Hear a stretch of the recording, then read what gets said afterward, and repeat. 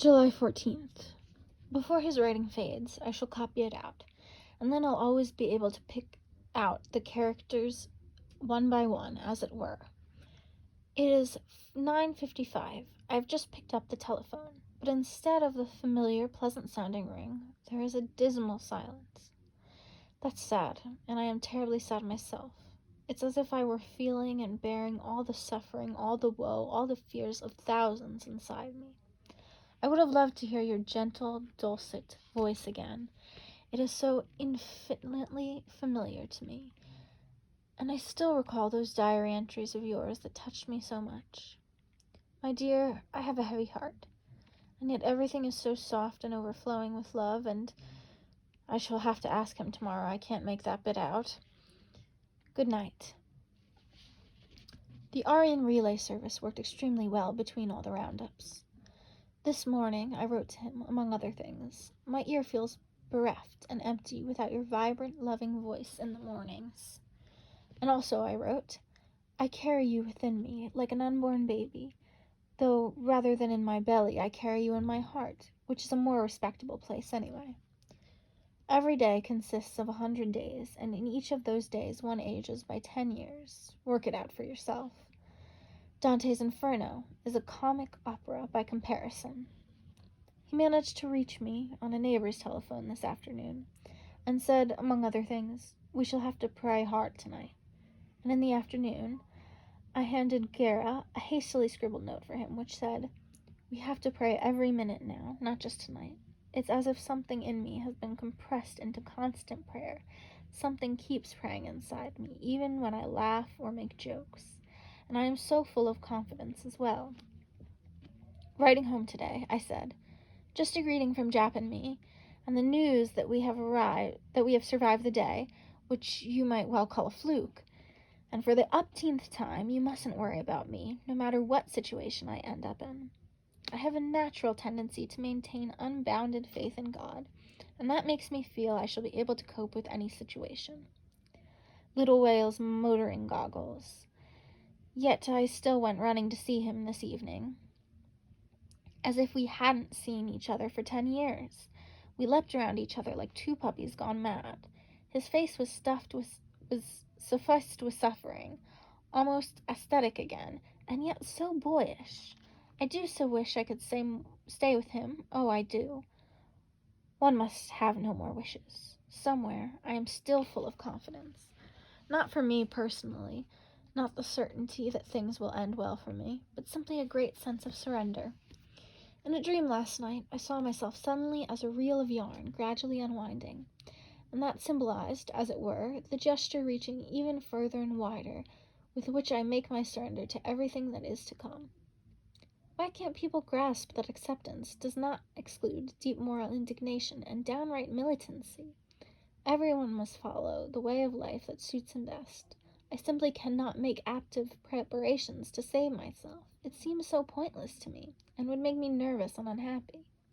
My letter of application to the Jewish Council, on Jap's urgent advice, has upset my cheerful yet deadly serious equilibrium. As if I had done something underhanded, like crowding onto a small piece of wood adrift on an endless ocean after a shipwreck, and then saving oneself by pushing others into the water and watching them drown. It is all so ugly. And I don't think much of this particular crowd, either. I would much rather join those who prefer to float on their backs for a while, drifting on the ocean with their eyes turned toward heaven, and who then go down with a prayer. I cannot help myself. My battles are fought out inside with my own demons. It is not in my nature to tilt against the savage, cold-blooded fanatics who clamor for our destruction.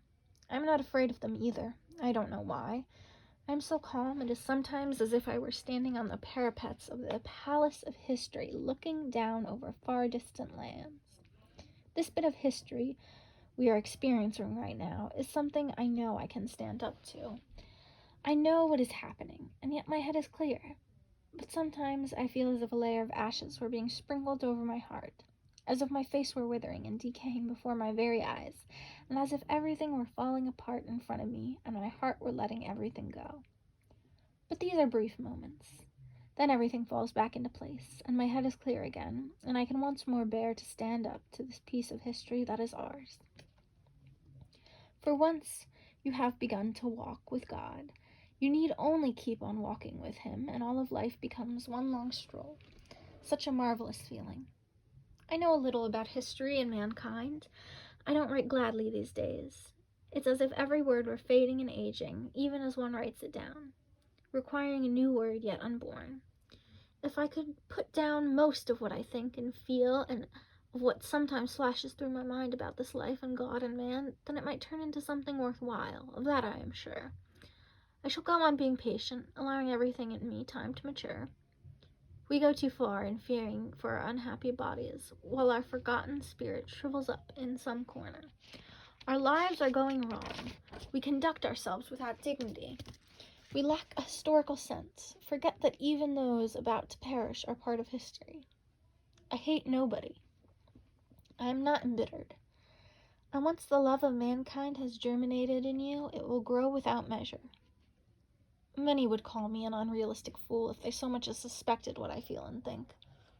And yet there exists in me all the reality the day can bring. I must look up those sentences in Rathanu's letters I copied out some time ago. That is what I shall miss later. Here I need only stretch out my hand to put my fingers on so many words and passages. Out there I shall simply have to carry everything inside me. One ought to be able to live without books, without anything. There will always be a small patch of sky above, and there will always be enough space to fold two hands in prayer. Here it is. Quote, "Every act of violence has lasting after effects, as does everything we do.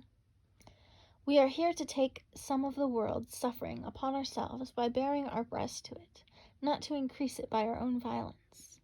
I know that you suffer, and I suffer with you. Be kind to that suffering, and it will be kind to you. It is increased by desire and by indignation. Gentleness lulls it to sleep like a child." End quote. It is now 11:30 p.m. Wales straps on his rucksack, which is much too heavy for his slight back, and starts walking towards Central Station. I go along with him. One ought really to stay up all night and do nothing but pray.